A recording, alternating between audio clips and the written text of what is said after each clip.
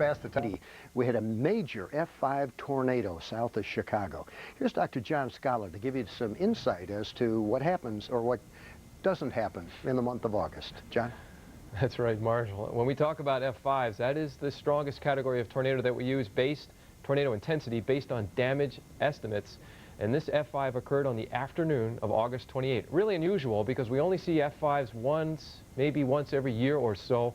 And to have it in August, very unusual. Well, we've got some footage as well as some documentation for you. This is footage of Plainfield. This particular storm shows, this footage shows the deadly destruction which occurred following this F5 as it moved through several communities southwest of downtown Chicago. Just tremendous destruction. Flung cars. Well, that's what's going to happen when your wind speeds are well over 300 or possibly as strong as 300 miles per hour, as you see with this particular storm. Now, as far as we can tell, it's the only F5 in August since 1883, dating back that far. And F5s have wind speeds an estimate of about 261 to 318 based on Dr. Fujita's initial breakdown. And this particular storm had a path length, the tornado had a path length a half-mile wide and 16 miles long. Did tremendous destruction.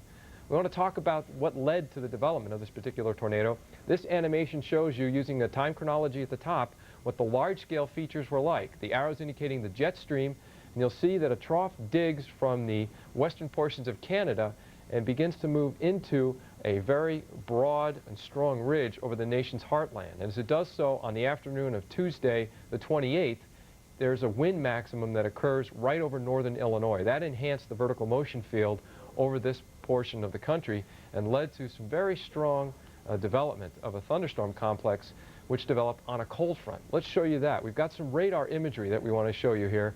And this is the old radar. This is not 88D stuff. This is the old WSR 74s. And you can see the storm complex move right into your screen here, southeast of Rockford. And as it does so, it's actually developing along a cold front. Here comes the cold front for you. Winds behind it were out of the northwest. Winds were light out of the northwest, out ahead of it.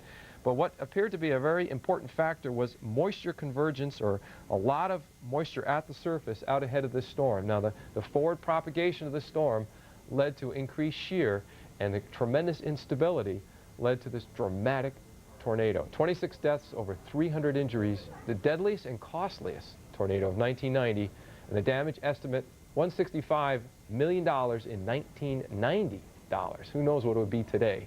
Tremendous destruction from this tornado. We'll take a look at it next segment. Let's go to Heather now for the National Forecast.